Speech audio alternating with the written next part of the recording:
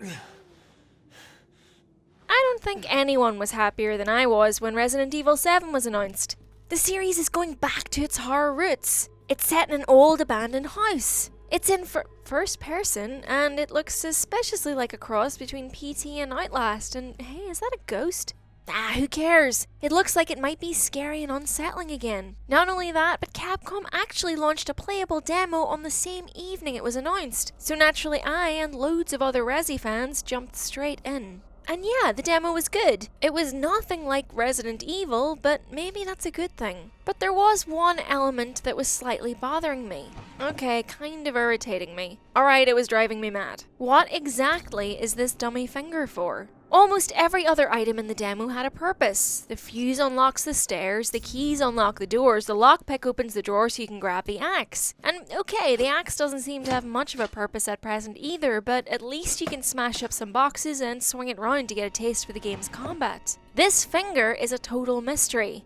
You would assume it would have something to do with all the creepy mannequins lying around, but since none of them have arms, let alone hands, that's kind of a dead end. The end of the finger has metal engravings that look almost like a key, but players have tried it on almost every surface of the house to no avail. Some have even theorized that because the game explicitly states that the finger is made of a highly flammable material, we're supposed to burn it down to reveal something at its core. The internet was rife with speculation basically, that is until Capcom sent fans an email celebrating 2 million demo downloads. Oh, and by the way, just so you know, it also possibly admitted that the dummy finger didn't do anything at all yet. I mean, that's okay guys, we didn't spend ages trying to decipher a mystery that may not have existed in the first place. Quick, let's talk about some other gaming mysteries, video team, before I get angry. Welcome to the family, son. Super Mario Sunshine! Woohoo! From the very creepy Resident Evil 7 to the very cheerful Super Mario Sunshine now. Remember that bit in Noki Bay where you go about collecting red coins in a bottle?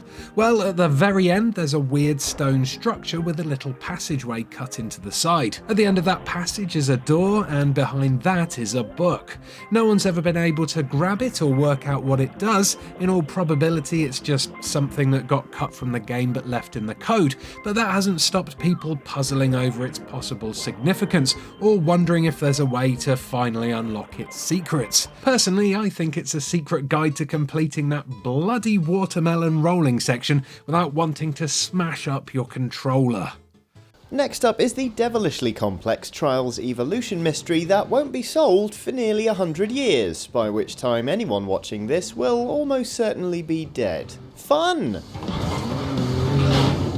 Trials fans were already on the lookout for something out of the ordinary when Trials Evolution launched, as developer Red Lynx is known to have snuck a riddle into Trials HD. Turns out they were right to be vigilant, as a bunch of planks with seemingly nonsensical letters were soon discovered within the game. These formed a garbled message which, once decoded, turned out to be an explanation of how to unlock a secret song hidden in Trials Evolution. The lyrics to this song made reference to changing it into a visible form.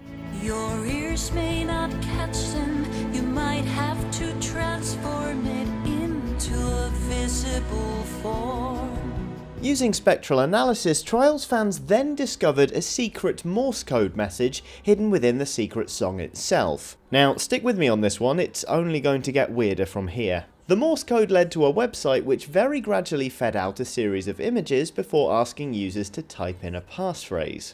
It eventually transpired there were 26 of these images, one for each letter of the alphabet. Once that cipher was cracked, the passphrase was quickly discovered and entered, and this, believe it or not, is where things really started to get strange. The website spat out 4 sets of coordinates in different places across the world: Sydney, Helsinki, San Francisco, and Bath to be precise. By visiting these locations and digging up little boxes, puzzle solvers recovered 4 keys, each with a plaque saying that one of the 5 keys will open the box underneath the Eiffel Tower at midnight on the first Saturday in August in, wait for it, 2113. Where's the final key and what's in the box? I don't know, and I'm going to be dead long before anyone finds out, which is cheerful and frustrating. All the same, can we just take a minute to appreciate that all of this sprang out of a game about driving a motorbike up a steep thing? Pretty impressive. Back to the GameCube for this next mystery, which comes to us courtesy of Super Smash Bros. Melee. Melee was the first game to introduce trophies to the series, letting you unlock little statues of each character and view them in a special gallery mode. If you were to look at Princess Daisy's statue and zoom in too far, however, you'd get more than you bargained for. Yep, that's an extra eye growing out the back of Daisy's skull. I guess that's why she always wears her hair down. Is it an unfortunate glitch? Is Daisy secretly from another world? Or is it something entirely more sinister?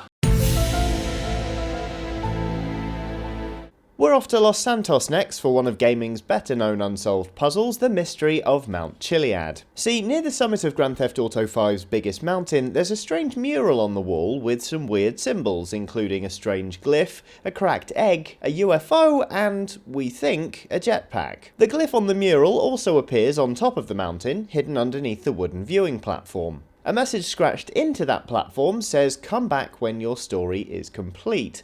And sure enough, if you return to Mount Chiliad at 3 in the morning with the game at 100% completion while it's raining, you'll see a UFO floating in the sky. Now, at this point, a lot of people consider that to be the answer. Case closed. There are still some people out there, however, who are convinced there's more to the Mount Chiliad mystery, that maybe the symbols on the mural point to other locations on the map, and there's more to be discovered. Our opinion's kinda split on this one, but, you know, watch this space. Frog Fractions is weird. I mean that in a really good way, but it's properly, undeniably weird. What appears at first to be a browser game about a frog that eats bugs, perhaps to help you learn your fractions, is actually something much, much more than that. And I can't tell you what that is, because discovering the true nature of Frog Fractions is really what it's all about.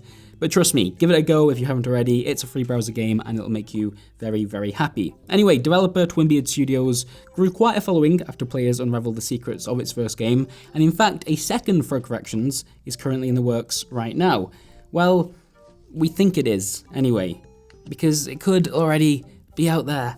And here comes the mystery. You see, Frog Fractions 2 will not be released under the name Frog Fractions 2. That'd be too easy, too straightforward, too pedestrian for a game such as this. Instead, it'll be put out into the world disguised as a different game entirely. We don't know when, we don't know what genre it will pretend to be, but somewhere, at some point, something will be released that is in fact Frog Fractions 2. For all we know, it's already waiting for us, buried away in some dark corner of Steam or Itch.io or the Windows Store. Okay, probably not that one. But so far, nobody's figured it out. There is already a trail of very vague clues to follow that mostly come from the game's Kickstarter page. But yeah, my favourite part of this mystery is being able to ask questions like, right, listen, what if Frog Fractions 2 is actually Frog Fractions? Think about it, right? Oh man, I hope that's true. You heard it here first, if so.